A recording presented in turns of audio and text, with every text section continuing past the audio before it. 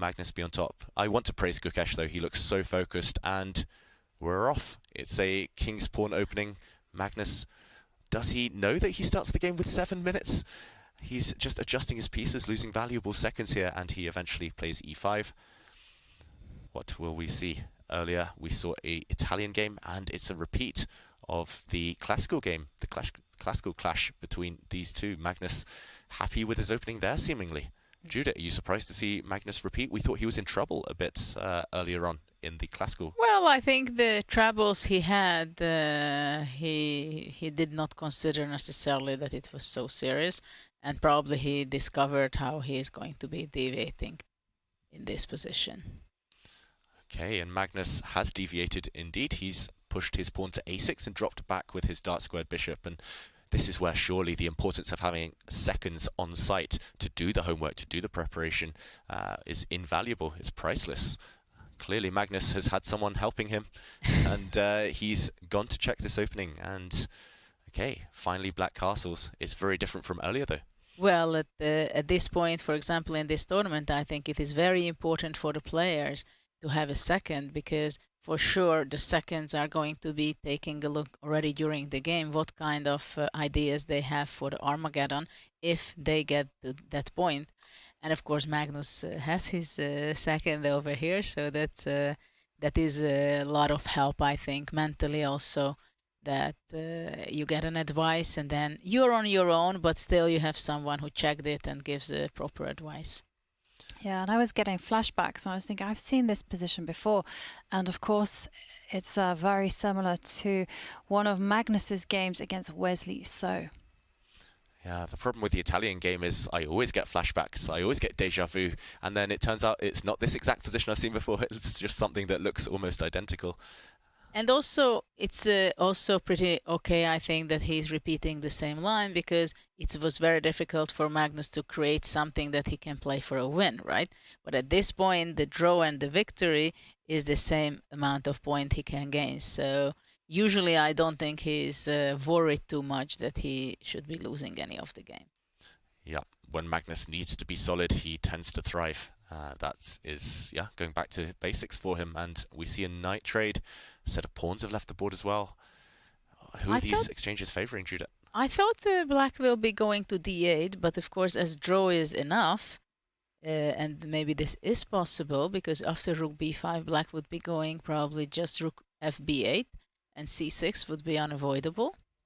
So basically Magnus just wants to simplify the position, make it easy, draw the game. Yeah, he looks a massive favourite to do that. I think Gukesh has missed a trick here.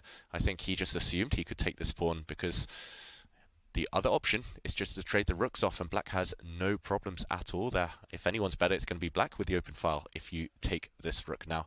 The question is, I have a crazy idea. Can white go rook b5, rook fb8, d4, and then on c6 somehow d takes e5 or rook e5, sacrificing, giving up an exchange with interesting circumstances. Wow, let's jump in. This could be a potentially key moment. If Gukesh doesn't get ambitious, doesn't gamble right now, he might never get a chance in this Armageddon. Rook takes b5, Judith. And he's taken. And he's taken. We're expecting rook here, threatening a discovered attack. Bishop takes f2 check is a threat, winning the white rook next move. So you want to block the bishop's threat. And after c6, something on e5, either pawn takes or rook takes. But Magnus played g5 instead first, Wow. and after bishop g3, probably he will be playing knight d7. That maybe knight d7 can be strong. Knight d7 threatening to trap this rook next And move. also defending the e5 pawn. This looks strong. This white rook now trapped. And it's happened. On the board. And Gukesh striking out in the center now. Look at this. d4 on the board. He's going to give up the exchange. After pawn to c6, he's going to sacrifice here and take this pawn in the center. He's got 2 pawns for the exchange here. But look at this, what happens. He went f6 and now d5 is possible, or taking on e5, queen d5. So the rook maybe will save itself. But Gukesh decides to actually trade pawns in the middle. And it does look like the rook is going to be saved. But it has come at the cost of white locking in their own bishop. This one looks like great compensation for black as well. You mentioned it, Jovanka, this bishop locked in for white, this rook potentially locked in. Even if it doesn't get trapped, even if it doesn't fall off the board, it's not necessarily greatly placed. And yeah, anything could still happen in this position. Magnus picking up the pace, only a minute down now. I think rook d5 should be the move to save the rook for the moment.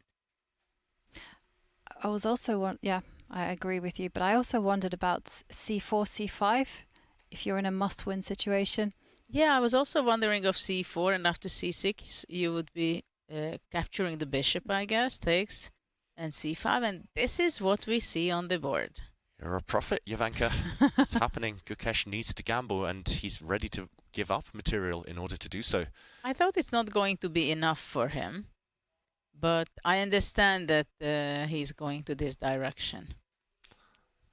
Oh, he's so good. c4, that shows zero fear at all. We were talking about that earlier, the benefit of being a young player.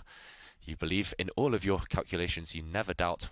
You never think about what could go wrong. And Magnus looking away, maybe frustrated that his young opponent is going straight for him, not backing down. c5 is imminent, breaking this black pawn chain. If this pawn chain falls apart, white's minor pieces come in. I have also a little deja vu, like when Magnus played against Wesley So, the Armageddon. It's somehow a little similar, that Magnus had not such a good position, and then he was flashing out some very interesting moves with material down, and he was making magic. Yeah, and I'm not sure who's trying to work the magic here. Gukesh has given up his rook for black's bishop, and wow, Magnus' body language does not look positive. Suddenly white's won a second pawn, level material. Who's better here and why? He's not exactly the most happy, I guess, Magnus, but I don't see what is really wrong with his position. Queen d6, rook d1. I mean, there is a certain harmony to black's position, and whereas white will be always pressured by the thought that his bishop on g3 is just trapped.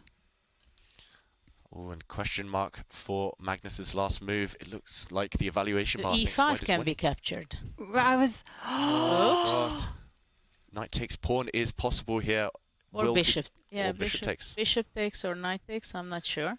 Bishop takes, there might have been rook takes f3, so knight takes on the board. This utilizes the fact that, wow, missed opportunity according to the computer, but this looks clever. If everything is captured, then later on there would have been a nasty queen check on c4. Magnus instantly reacts with rook to a2. Was this a trap? Has he tricked Gukesh? Well, queen c4 is still possible, having a lot of pawns for white, 3 pawns for an exchange. Yeah, but there's something happening on f2. We had Maurice. Whoa, Gukesh has given up his queen. Whoa. Wow. Bishop for queen now. Or maybe... Very uncomfortable position for black. Wow, what a game. Knight c5, e5, e6. Brilliant play by the youngster. This pawn is running. Both of white's pawns are running. This is scary for Magnus. Black's queen alone cannot fight the whole white army. Magnus needs something. He's sacrificing a queen for a bishop and a knight. Unbelievable. I don't think it would have even entered my radar. And what happened with this g3 bad bishop, right? It's just protecting the amazing d6 boss pawn. Supporting this pawn, defending f2. This bishop's holding everything together for white. And bang, bang. Just 2 more moves. If white gets the pawn to e6, it's game over. Very frustrating and very difficult position to play it with black. I guess Magnus is going to be pinning his hopes on establishing a blockade on the light squares. And what's happening now? Magnus threatening the white rook. There are back rank problems for Gukesh right now. He needs to take a timeout, maybe improve the white rook. a1.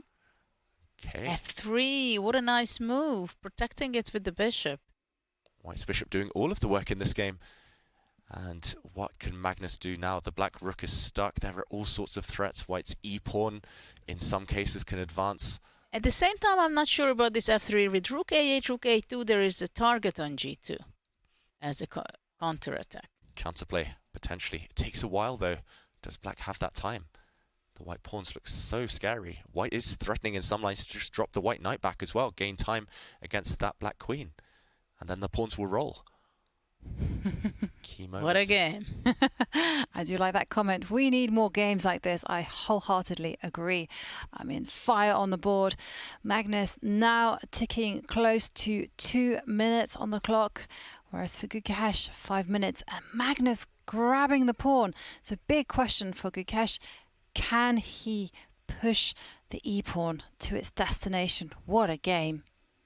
I think you have to take a time out, maybe move that white knight out the way first, but either way, not just the speed with which he's playing, just the way he's kind of moves to the pieces. Gukesh, he reminds me of a young Anand from the videos I've seen. Just Can't e6 be a winning move? uh, E6, giving up the knight, and E7? and then the black rook moves. The problem is D7. But where do you move? d7 at the, let's say Where do you e8, move it? Then D7. and then there's a And queen queen check D4. at the Sorry, end. queen D4. So white cannot push yet. Wow, h3 taking a Yeah, time I out. like that. I had this in mind. King go to H2. No rush. No need to rush, and Magnus is going for your plan, Judith. He needs counterplay. That's the only way to do it, right? I would go knight G4 somehow, so to try to push E6. Though after that, King E6 comes already. White can go wrong easily. Both sides can go wrong. Magnus under 2 minutes, but he gains increment in 7 moves time. The white knight needs to get out of the way for the pawns to roll. It's a race. I don't believe that Magnus can create enough counterplay if white is accurate, but how to be accurate with only a few minutes on your clock? So many tempting moves. White knight has to retreat, surely. That looks like step 1. Yeah, but the question is where, because wherever you're going to be retreating here, knight King E6 will be positioning itself. Maybe knight E4 with the idea of bishop F2 and knight C5. But I also understand this decision to play D7 because he's very much afraid that rook A2 is coming. Is it time to give a check to the king, centralize the queen? Yep, the black queens can centralize. You can maybe make an argument for blockading with the black king as well. Lots of options here for Magnus. 1.5 minutes now, though. Such a hard position to defend. Extremely dangerous. Follows your advice, Ivanka. That's a check. Queens are best in the center of the board. Yeah. Will white drop the bishop back to block or just hide his king? He hides the king. Okay. And the big question is, are the pawns racing down? That's why the king steps forward and blockades the pawn, and Magnus down on time. Just over 1 minute left, and the position is so wild. But right now it seems like black stabilized a little bit because the bishop cannot move because of the e5 might be under attack, and anyway it doesn't have a space. The knight cannot move now, which is very important because the d7 pawn is under attack, so it's not so easy for white to continue. Rook c1 maybe to attack. It's very difficult to make the right move, I believe. Magnus taking a sip of his water there. I'm getting flashbacks as well. When Gukesh beat Magnus in the Norway Chess Blitz just a few days ago, that was also a crazy material imbalance. That was a queen for knight and 2 pawns. And here it's like queen for bishop, knight and 2 pawns. It's crazy how that game is being mirrored right now. And okay, indecision there. Hesitation from Gukesh. What's he going to do? It feels like he's going to move his rook. Where to put that piece? Is he going to go attack that black queen? Is he going to slide the rook to c1 as Judith mentioned there? I like the comment in the feature chat. Gukesh is in Tal mode, but Tal finishes things off. That's the difference. How is Gukesh going to finish this game? He needs to get that win. Remember, a draw not sufficient. Rook c1 met calmly by c5. Black's got his pass pawn as well. Some source of counterplay. Rook b1 trying to get to b6. Yeah, and then the black pawn will roll. So complicated.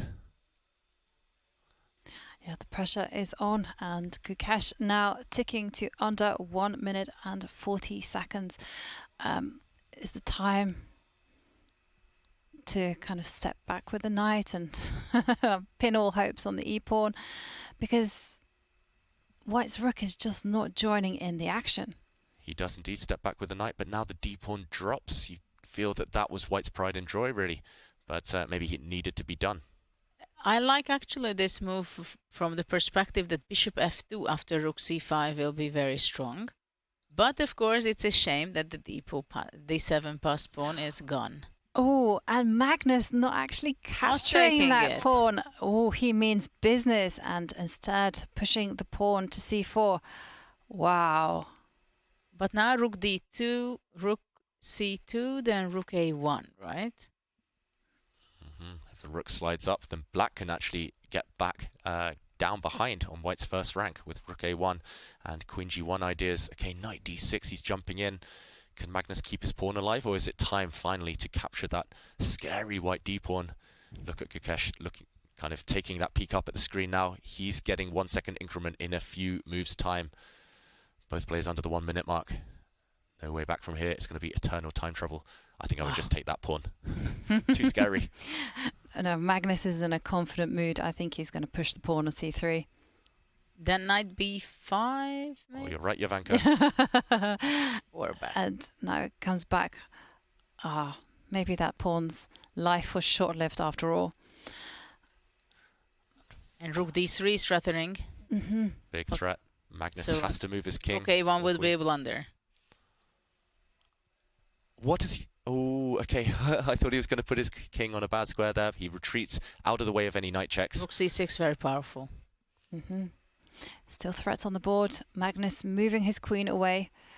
And black is on the verge of going on a counterattack. But whoa, the evaluation bar leaps up. There is now a win for Gukesh. Apparently e6 is a winning move right now, pushing the white pawn, and black's And king bishop e5. Yeah, black's king is caught in the crossfire. Oh, that would have been a mating net, but he misses it, Gukesh. Black queen comes back now, but he's still putting the pressure on, still threats. Rook d2 threatened now, pinning that black queen to its king.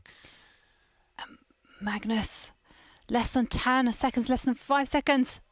Oh, getting a 1 second increment. That is nothing. You feel that maybe that was the one moment that Gukesh could have cashed in, and suddenly he's repeating with his bishop, the black rook getting behind counterplay, the white king not safe. You see the relief of Magnus? Look at the body language. That, for the moment, I'm in safety. But he only has 3 seconds left on the clock and Well, only gets a 1 second increment. But on the board. Well, there's not just the board though. Bishop, Check. check. But now the other white pawn has disappeared. All of white's winning chances are falling with the fall of his pawns. And, okay, a bunch of quick moves. Oops, Gukesh, though, has put his gone. knight Knight on a is blue gone. square. Wow. Blunder the knight.